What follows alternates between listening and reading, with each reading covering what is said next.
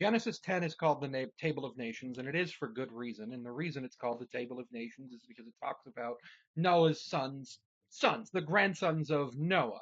So Noah had Shem, Ham, and Japheth, Noah's sons, who had sons. Japheth had Gomer, Magog, Madai, Juvan, Tubal, Meshach, and Tiras. Gomer had Ashkenaz, Rephath, and Togarmah. And Javan had a whole bunch of people that. And then it says, from these the Maritimes people spread out into their territories by their clan, within their nations, within their own language, which is interesting because the Tower of Babel's Genesis 11, not 10. Ham's sons are Cush, Egypt, Put, and Canaan. So that means that Ham is the father of Egypt and Canaan. So the Egyptians and the Canaanites. Seba, Havilah, Sabbath, Rama, and Sibga for sons of Cush. And then there was Nimrod, who was a mighty warrior on the earth, a mighty hunter before the Lord, which is interesting. So Bugs Bunny called somebody a Nimrod once, and he was calling him a mighty hunter, and it didn't work out because, yeah. So that's one of those things where you're like, huh. Then it says that Egypt was the father of the Ludites, Anamites, Lehabites, Naphthonites, Peruthites, Kulishites, and from the Philistines.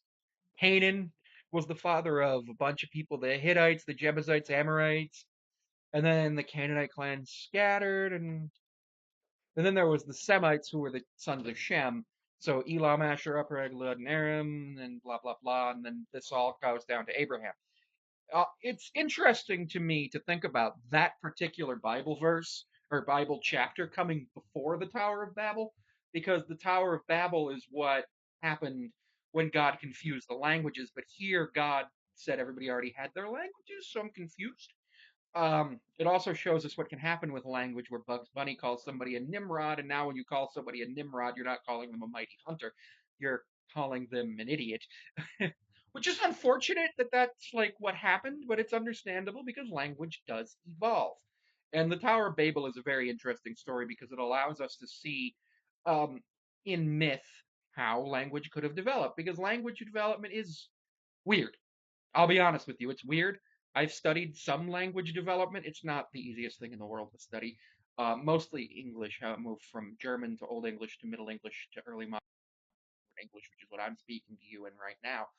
1,000 years from now, this probably won't be the same English English might not even. English is about 1,000 years old now. About 1,200 years old now because the Saxon people had it. But what I find very interesting is God's like, all of these people came from Noah, because obviously the flood destroyed everything and everyone, and now like Egypt, all of it. And it's very interesting to me that God in the Bible actually says things along the lines of, I am the Lord your God who brought you out of Egypt, out of the land of slavery. You shall have no other gods before me. Because from here, it sounds like he is the only God. Like nobody's there with Noah and God that's a divine being. When God makes the covenant, when God tells Noah to make the ark, there's nobody there. So it's interesting to me that that happens. Because you're seeing evidence of strict monotheism there, but also evidence of polytheism being evident in the Bible in this chapter. And it to me is very interesting because, like, wow, you can see that there is a potential that there were other gods. And then it's like, God is the father of Egypt, but God is not the God of Egypt. There are many gods of Egypt. We know that. We also know that Egypt did have a period where it tried to be a monotheistic area. It didn't work out. Sigmund Freud thought that pharaoh turned into Moses. I don't agree with him. I don't agree with Sigmund Freud on much. Um, the only thing I really agree with him on is the fact that if you do cocaine, you're going to probably have weird thoughts. But that's just what happens.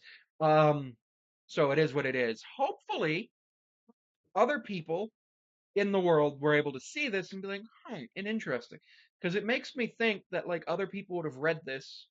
Because when you remember, this is Genesis 10. It's from the Hebrew Bible. Before Jesus, this was for the Israelites, the 12 tribes of Israel. So like if like the Egyptians got a hold of it or the Greeks got a hold of it, they just like, oh, okay, that's just their local mythology. Maybe they'd incorporate some of it, like, for example, the flood myth. That came from Mesopotamia, then to Greece and Israel, kind of like in weird ways. Israel being in the middle means it's hard to see because Deucalion's flood is not well known, even though it's in Ovid. But Ovid obviously came after the Bible. Ovid came after the Hebrew Bible. Deucalion's flood, because it's Greek and it was in Bibliotheca, came before the Bible. Remember, Bible just means book. Bibliotheca just means library in Greek. And then you've got obviously the Gilgamesh epic and all those flood myths and creation myths. But because of where Israel is, you go from Mesopotamia, blah blah blah, through the Middle East, through Israel and Egypt. Egypt has a weird flood myth thing because there is flood mythology in Egypt, but it's not a giant flood. It's flood mythology um, about the Nile. So it's interesting to me that this passage says that Egypt was a son of Noah or a grandson of Noah, despite the fact that like Egypt clearly has different mythology, different religion, and Egypt clearly came well before the Israelites. Almost would have had to. So yeah, that's a fun thing about the Bible.